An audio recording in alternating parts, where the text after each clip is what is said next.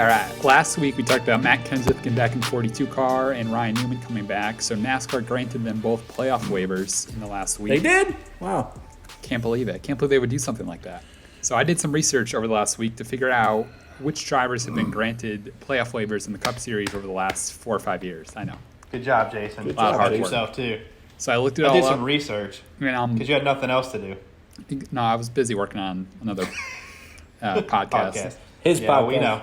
Yeah. So I'm fairly confident this is accurate. NASCAR has never denied a Cup driver's waiver request for championship eligibility. Spot on, spot off, Brett.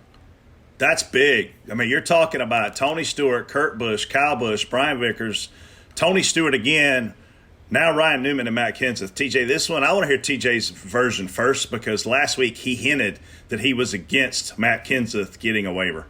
Nobody has, TJ, everybody that asked for a waiver has gotten one. Nobody in the Cup Series has ever been declined. Yeah, I don't know, man. I mean, I'm glad for the company because obviously they're going to be able to push Matt and it's great for the sponsors. Now they have a driver and Matt's good. He's a past champion. He's going to be competitive at some point this year. He's going to have great runs. So, I look at the situation and I mean, I'm a little more for it now, but I think it's just huge for sponsors, man. You have to give them guys a chance to run, in my opinion. You can't really from a company standpoint, if you own the race team, you're going to love it. Matt Kenseth does not deserve a waiver. However, Chip Ganassi Racing does deserve a waiver. That is a race team. And when you look at a team sport, if we are truly a team sport, yeah, I know. But you didn't say Matt Kenseth didn't deserve a waiver. I'm saying he doesn't deserve a waiver. But if this is truly a team sport and my quarterback has gotten fired or he's gotten hurt or whatever's happened and he's going to miss a race or multiple races, he should still be able to go out. His team should be able to go out and compete for what they signed up to do. Everybody on that team should not be punished for what Kyle Larson did, and that's why this is the right decision by NASCAR. Spot on. Yeah, I mean, spot on. You look at that list of guys, and I think there's 2 of them on there that are questionable whether or not they should have got one, and that's the Tony Stewart, for the Kevin Ward incident, and Kurt Busch for his, domestic incident there, whatever. Those are pretty questionable. So those are the first 2 on the list. So now you've set this precedent pretty early that it's gonna. What are you gonna say no to? You know what I mean? Like, I think the only one that we could think of, Jason. I know you did the research on this. Also, was the only one they've said no to was Spencer Gallagher. Correct? He missed a couple races for failing a drug test, and he did not get a waiver. So I think that's the only one that we know of that was correct. And I can't stop laughing at Brett with his stupid sticker. It's brandy. It's good, great branding. Look at that. Look how subtle that is.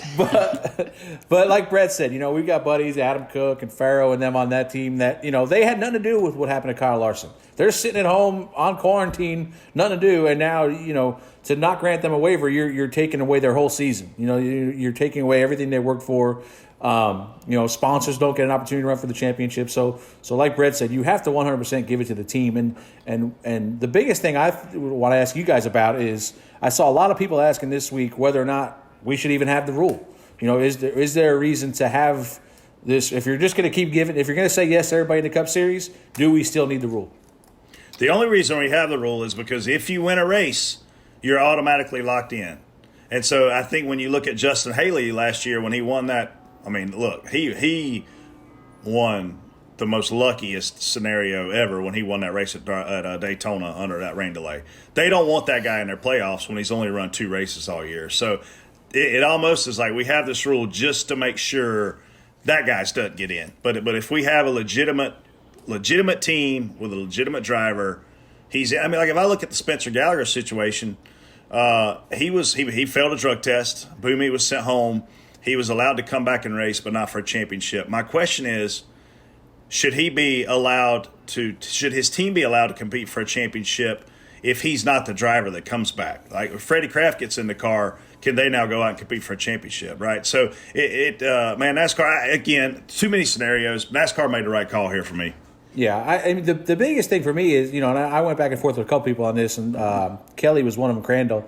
I kind of just made the point that, you can't you cannot open it up like that because there are guys that could potentially, this is obviously a sponsorship-based driven, sport. And we know of guys that have enough money to run half a season. And it is possible, very possible, to go buy a ride in a decent car, win a race, whether it be, it doesn't have to be a fluke race. You could have a guy that wins races, get in a good car and win a race that can be in the top 30 by running 15 races, very easily.